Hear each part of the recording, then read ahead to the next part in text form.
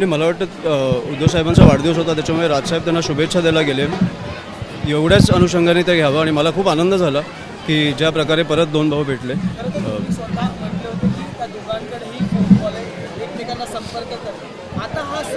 मग तो संपर्क होतोय तर तुम्हाला दिसतोय ना.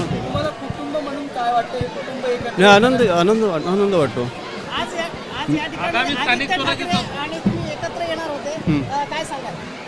मी तर आलोय.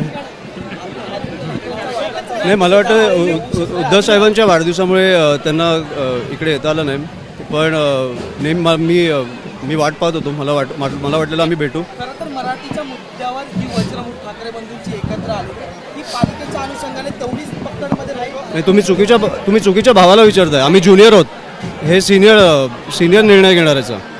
सिनियर एकत्र आलेल्या ज्युनियरला काय नेमकं वाटतं तुम्हाला सगळ्यांना, काय किती आनंद आहे? खूप आनंद आहे. म्हणजे मी तुम्हाला बोललो तसं आज वाढदिवसापुरतं आपण ठेवू. मला वाटतं महानगरपालिकेपुरतं मी तो निर्णय नाही घेऊ शकत. आमचा पक्षाचा निर्णय हा फक्त राजसाहेब घेऊ शकतात.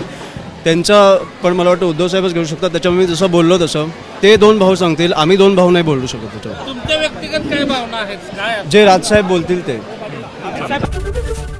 एबीपी माझा, उघडा डोळे बघा नीट.